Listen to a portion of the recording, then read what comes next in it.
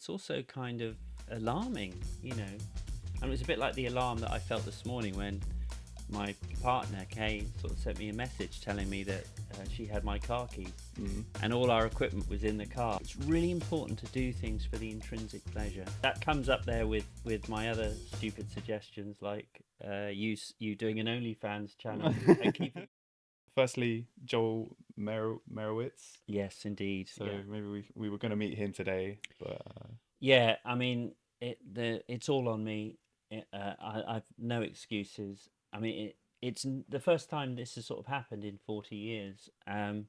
My girlfriend and I stayed with in the flat for the weekend, and we were at Tate Modern yesterday, and I got bored with the kind of bump of having my car key in my pocket, and I put it in her rucksack, and she left last night for Wiltshire, 2 hours away, and and so this morning I woke up and all the equipment is in the car, and I couldn't do the. It's complete incompetence on my part. I think the old boy's starting to lose it. yeah. Well, so that's the reason we're in this. Yeah, and so Joel and Maggie were really understanding and kind, and so we rescheduled. Um, I should again say that their film is a masterpiece, Yeah. and I found it incredibly moving. And it's two strangers trying not to kill each other. And you discovered that it's actually on Amazon Prime. Yeah. You can rent Yeah. it. I'll put a link in the description, but it's definitely worth a watch. Yeah, definitely. So yeah, so that's why we're in this impromptu setup. Yeah. Bit botched, but Well, when you get lemons, you make lemonade. yeah. And setting up the lights and so on in this kind of rather difficult space. Tiny little room. I did say to you, sort of is in, giving you an insight into the reality of a lot of my shoots over the years, which was kind of making that proverbial purse out of a sow's ear. It's always really difficult, and sometimes you can sort of feel really bogged down and overwhelmed, especially when there are time constraints. When we're doing this, we were just having a cup of tea. Would you like some cake? We were not in any rush. No, But yeah, true. even then, it's annoying, and Mm-hmm. being on top of things technically is absolutely fundamental to actually being creative and realizing your vision. And when you're actually doing it to make a little film, it's 100 times. Yeah. I know you always say, oh yeah, you went to light because it's timeless and all this, but I think it's just laziness. Yeah, he's talking about daylight. I Yeah. mean, Oh, yeah, daylight, yeah. there's probably an element of truth in that It's a because, lot easier. yeah, I mean, it's just the majesty of what nature sort of just naturally gives you. You're just trying to do a kind of facsimile of that, and often you fail. Yeah. That's the first topic or a little introduction. But one thing I really wanted to talk about is I put it here on my phone. What the fuck do people want to watch on YouTube? Yeah. So I don't know if you've seen it, but I've seen tons of YouTube channels. They're averaging like a weekly video, each one getting 5 to 10 million views. I'll put some stuff on the screen, and it's all AI shit, like Mm. mindless. Have you heard of the term brain rot? I haven't. No, I'm learning about this from you for the first time because I probably am a generation that still kind of labours away at BBC Sounds and so I'm not quite so versed in this, and my algorithm probably takes me in different And my directions algorithm anyway. does not take me anywhere near this brain rot stuff. Mm. But so you haven't heard of brain rot? No, but I think it's an inevitable consequence of people whose motivation is money. Mm-hmm. And so, I mean, I did say to you, well, why don't you have a little side hustle making some of this brain rot? But I mean, that comes up there with my other stupid suggestions, like you doing an OnlyFans channel and keeping your identity secret. But I do think you have to be pragmatic about AI, and we both use it, don't we? Mm-hmm. Well, I yeah. mean, I find it useful in certain situations to sort of ask my ChatGPT friend for advice, and often he or she Well, will come it up helped us with the audio today. plugging in the cables and stuff. Yeah, Yeah, yeah. exactly. But it makes you think, I think we're bringing value with our videos. Yeah, I'd like to think that but without wishing to be presumptuous. yeah, Yeah, I but definitely think. yeah, because it's just Well, we have different kind of motivation. I mean, my kind of for me, it's about doing something with you, and I do enjoy the process, and I like the sound of my own voice. So it's like I like, finally I'm getting my kids to listen to me. Well, I pontificate and tell them with just about. me, the other kids Polly might watch an episode here Well, or there. Polly started not on the YouTube, not through Oh, that okay. conduit, but Polly listens to me more than she used to, and Mm. Oscar definitely. Oscar and I are probably a bit more on the same Yeah, wavelength, and Florian too. yeah. Well, your kind of driving force isn't money, and it's for your kids. No, I mean As much as I enjoy doing these money. videos with you, money is important to me still. Money is a good barometer. In the world of photography, I always think money is a barometer of whether people take you seriously and whether people value what you do. And if they're asking you to do something for exposure, then they are kind of taking liberties, because quite often you can now get exposure if the work is good organically through social media. And if Hmm. something is extraordinary set of pictures, then it will get exposure. um, and it's so being properly paid is obviously absolutely at the center of being able to live your life and pay your rent and have a family and do all the things that we take for granted. Yeah. And something else you were saying, which I found inspirational, you said it yesterday. I think it's William Leath, is it? Yeah, Where making money's like a hockey stick. absolutely. Yeah, I And that's uh, kind of what our YouTube is. I'm chipping away. We've done it for about a year and a half now. absolutely. There's a brilliant interview with Chris Williamson that I was listening to yesterday with my friend William Leath, one of the most talented writers I've ever met, a brilliant mind. And he's actually I used to work with back at the Observer, sort of similar to Lim Barber, and he had this book called the Trick or the Knack, and it was all about. He interviewed lots of billionaires, and he said it's like a hockey stick. So That's like the common factor, the common yeah, you denominator get between all all these your billionaires. you get all your ducks in a row. You plan meticulously, and then you try things, and you're playful and you're experimental, and you learn from your mistakes. And nothing much happens, and then suddenly it's like a hockey stick. You get exponential growth because everything comes together, and that's quite often the common theme that when he interviewed all these billionaires, they all had this kind of same lived experience of trundling along and being very determined and energetically pursuing these ends and getting nowhere and sometimes being dispirited but not giving up, and then suddenly it all came together. Yeah, So explodes. yeah, So and I'm sure that applies to YouTube. yeah, that's how I'm feeling YouTube anyway. Sometimes I like looking at big channels, looking back at their early stuff and Mm, seeing they've got so little views compared to where they absolutely. are now, and Mm, yeah, it's quite inspirational.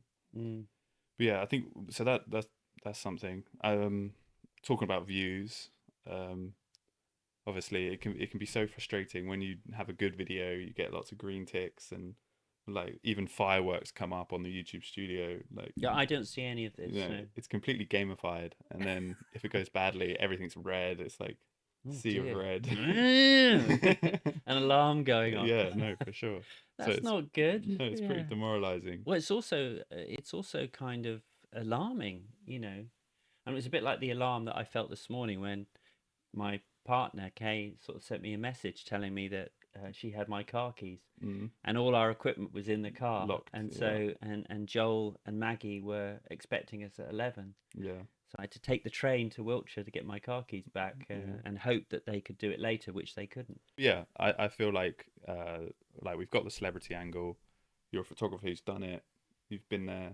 I feel like they weren't. I mean, I just sound like I'm whinging, but No, I mean, I think um, you really it's really important to do things for the intrinsic pleasure. that's what I would tell myself and remind myself. Yeah, I mean, it's like, And I do get a lot of value. I enjoy editing and I enjoy doing these chats with you. So yeah, I mean, I'm going to say we will decide whether we keep it in. But my friend William Leath, who I was trying to get hold of, I learned that he had a stroke in the last 24 hours, and I'm still quite disturbed by that. But it really is a reminder, because the last time I saw him, I interviewed him for my book, my book about divorce, and we were talking, and he said, and he's published about 3 or 4 books, and he said I probably, until the rest of my life, I've probably got 3 or 4 more books that I can publish. And so I spoke to him, and although he's paralyzed, his mind is still active. And I spoke to him on the phone. His voice is gone, so I'm going to go and visit him. But he said, I asked him if he's going to write about this, because he's such a brilliant writer, and he sort of said he was writing. So I'm hoping that's the case. But it is a reminder that life is short, and so there's no point in trying to kind of um, put off being happy until you reach these goals. It's really important just to make sure that you enjoy those precious little moments. Like Yeah, you've just been in Rome, and you had. yeah, it was amazing. Yeah, and I definitely think I that's something I should take on board. Like for instance, my nose, I struggle breathing, and I think, oh, life would be so great once I get enough money and sort my nose out, get it straightened again. But I'm happy now. I'm enjoying it. I just went to Rome. Like, Yeah, I mean his nose was repeatedly broken in yeah, football matches and football the like, and assaults. and assaults. I think we mentioned that on the channel already. Yeah, I mean, well, there was a photograph, wasn't Yeah, there? yeah. Yeah, I mean, Oh, I found that recently on the BBC News website, which oh you yeah. entered it into a competition Uh, without my knowing. well, I think I might have told you at the time, but you probably didn't register. And then the BBC News are constantly looking for free content, interesting. So that's what they do, is they feature an exhibition, and I often get told that my pictures have been used, and obviously if they've been used without my permission, I can charge a fee. And then you find out that actually they've been used because I entered the picture in a competition, and it's been used on Oh, an there's like article about the exhibition. what, and in small print that's allowed. Oh, absolutely, that's Yeah, allowed, because if you enter a competition, then the terms and conditions will often say that they can use the winning images to promote the competition, yeah. and that's sort of fair enough. Mm. Well, anyway, looping back, I hope we're not gonna make any brain rot. Definitely not making brain rot, No, no. I hope we bring value with these videos and let us know what you want to see as a viewer on this channel. Absolutely. I Yeah, think I think it's important to touch base, and we do feel like we've come quite a long way, and we are evolving, but we want to kind of be like a chameleon. We don't want to be ever in a situation where we become formulaic. yeah, we're not some celebrity gossip channel, but then No, I also think we're not just a photography channel. I feel like no, there's a lot of different elements. absolutely. So we've got some interesting people that we're going to be interviewing in Definitely, the coming definitely, weeks. and more of this. I Mm. think if you guys enjoy it. Also, another thing I was thinking of doing, I want to live stream every couple of days, making thumbnails for the videos or something. Just chat to some people, Mm. because I think, yeah, sometimes you get your comments every week, which are very appreciated. But it'd be nice to chat to some of the people who watch our videos, Yeah. so that could be fun. Yeah, I mean, it that's been quite an eye opener for me, is the amount of uh, sort of knowledge that you have to have about marketing, It's all and marketing. and It's it is a new type of marketing as well, isn't it? hmm And it's very sort of about getting attention, yeah. I mean, and for it's short thumbnails, term, and it's that's and we have been criticized. Probably right. I have nothing to do with these yeah. thumbnails. Put all the criticism on me, all the blame on me, because Yeah, I just want you guys to click. That's it. Yeah. yeah. So yeah, and then also looping back around to the money stuff, I've written some stuff around monetization. So there's a lot of photography channels offering like courses. You pay Mm, monthly and you join like a community, mm. and I feel like you would have a lot to offer. I've been trying to convince you to do something like that, and we could Yeah, do like weekly webinars, I mean, would it? It depends if or join a Discord. You know what Discord is, yeah, I think so. and then Yeah. you can all just chat, and it's a bit more, I think, intimate than a Patreon. Mm. Also, like we have a Patreon, but like I wanna really offer value. Right now, that's just kind of like a It's tip something. jar, but Yeah, we want to kind of. I mean, I think it's important that we do it in a way that's authentic, and have people, invite other people with real, proper photographic practice to give talks, just, and yeah, to just to people give who the can benefit provide of their, value. Yeah, yeah, the benefit of their experience. And the one thing I have, that a lot of people that maybe don't on YouTube is that I know who the good people are. I've been working for 40 years. And so, we're going to do an interview with Zed Nelson, who's just won the Sony main big world photographer of the year. And I've known Zed. We're the same age. We were at the same agency, and so we'll be doing an interview with him. But I mean, it's important, really, if you're kind of soliciting advice or looking for some mentorship, that you look at the credentials of the people that are Yeah. handing out all this. And often it is a lot of smoke and mirrors. And if you, I would urge anyone to look at the photographs of the people that say that they're photographers, because there's a lot of talking and there's not much photographs being put up on screen that they've actually taken.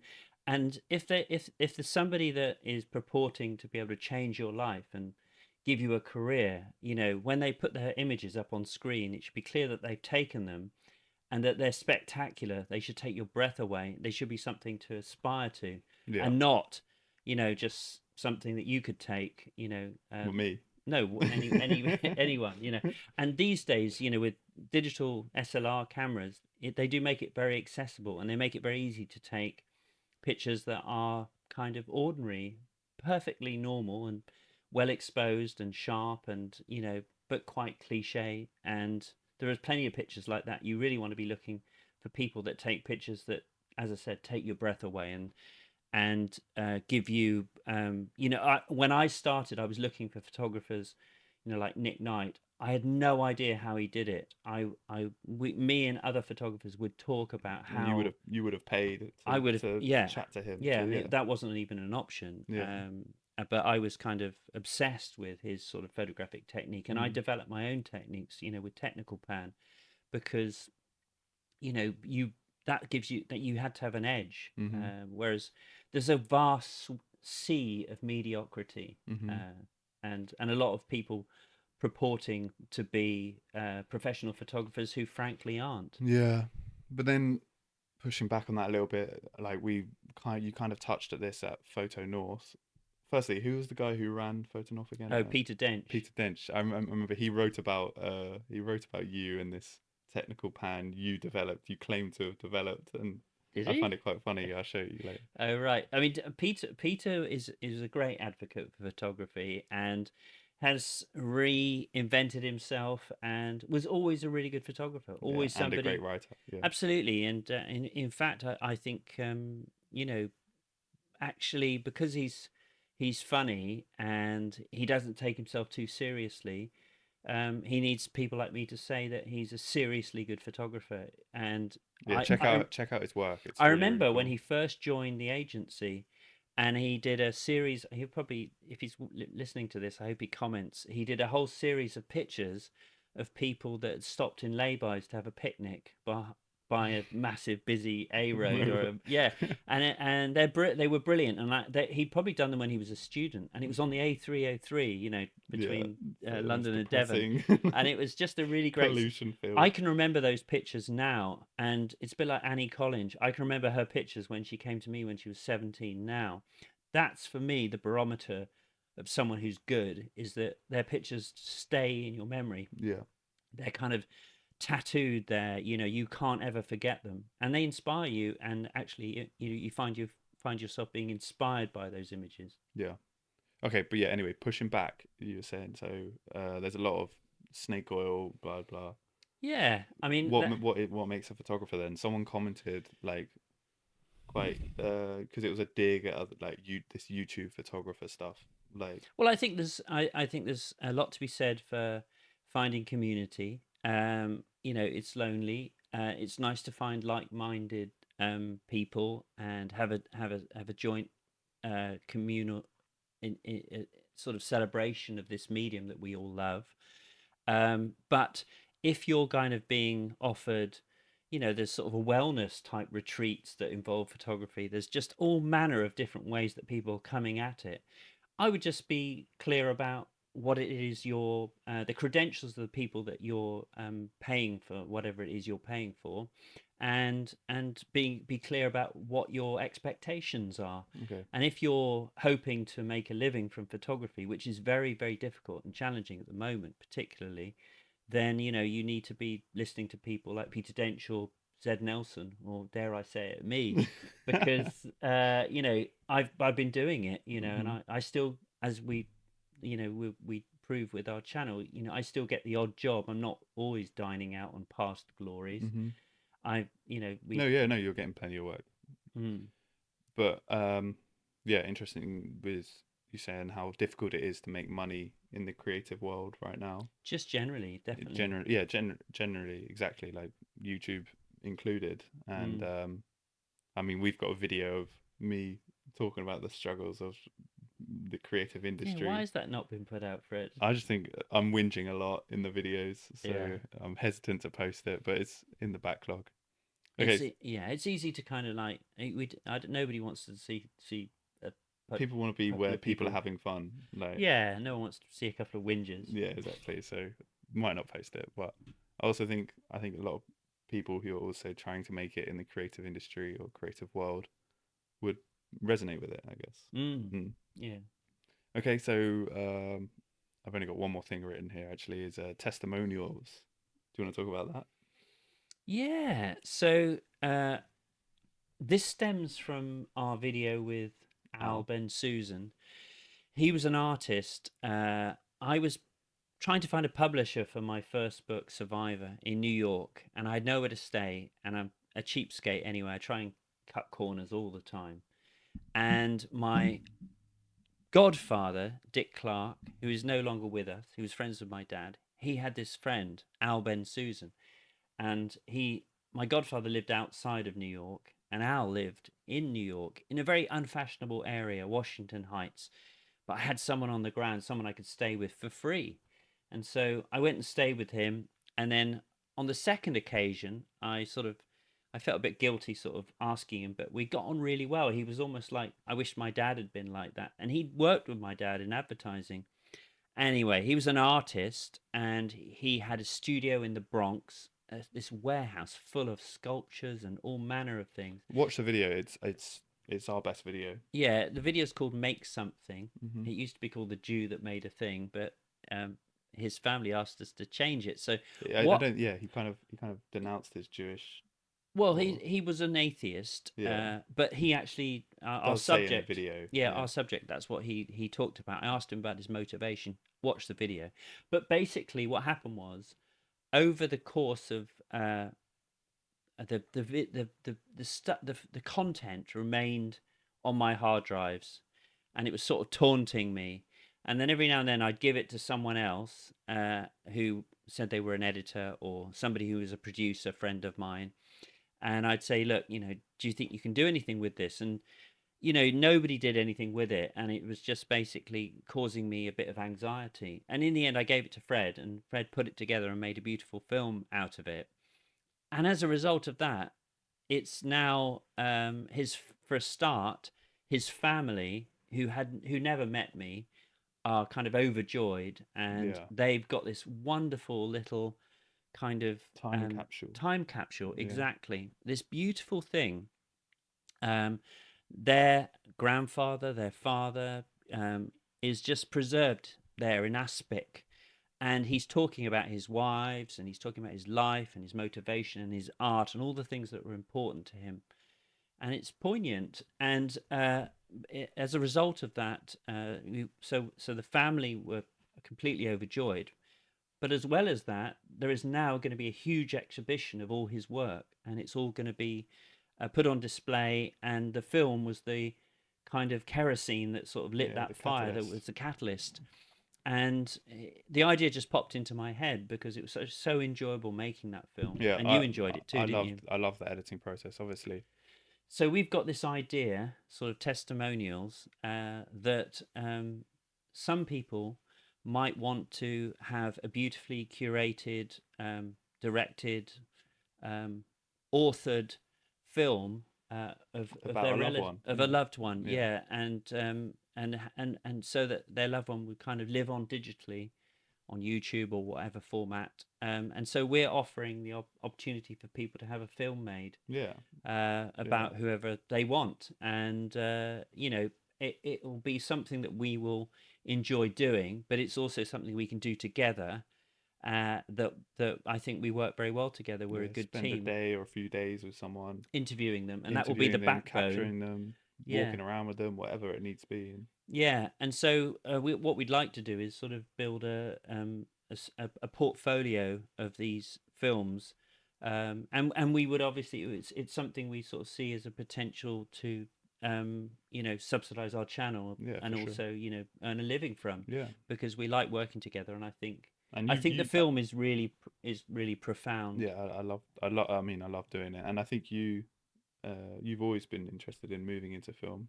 Absolutely, it's Yeah. sort of like a video portrait, Yeah, isn't it? exactly. So, I mean, you can tell the video was shot by you. I feel like it's got hmm, your portrait signature, I yeah, guess. yeah. But yeah, So check it out if anyone is interested. We can put a link to the website. yeah, the website's going live soon. I might put a link to that website from your website. Yeah. Cool. Okay. And anything you want to talk about? Anything on your mind? Um. Well, my friend William's on my mind. I'm going to go and see him. The last book he did is a masterpiece. It's one of the best books I've ever read, and it's called um, "The Cut That Wouldn't Heal," and it's about his father and his relationship with his father, and it's sort of the actual kind of nucleus of the film is his father ill in hospital, and the sort of thoughts that kind of occurred to him as he's visiting his dad, who he didn't really know very well because he was sent away to school. His father was a very brilliant man, but he was a really wonderful. Uh, I love the way his brain works, and I just hope that he's okay, because he's still relatively young. He's in his 60s, and it's obviously very alarming and worrying when somebody that you really care about is sort of in a situation where the thing that they do, his writing was absolutely fundamental to is fundamental Who to he who is? he is. And Yeah. he had his house was quite chaotic. I photographed him for Bloomsbury, Hmm. um, when he published his latest book, and he's just sitting in amongst all this detritus. He wouldn't mind me saying this. I mean, he really was somebody who revered the truth. He would get to the nub of the truth. But he had he has an amazing sort of library of books, because that was what he spent his money on, books. Yeah. And he was reviewed books. He writes for the Spectator, for the Observer. And I knew something was wrong, because every few weeks, I would sort of search for his name to see what he'd written, because I loved reading him, and I couldn't find anything in the last year. And Mm. so I managed to find him via his son, who I knew was Because called he wasn't Billy. picking up your calls, was he? Or No, his all his phones were disconnected? disconnected, and Yeah. his email bounced back. So my thoughts are with William Leath. Cool. Yeah, that's good. Thanks for watching. Thank you.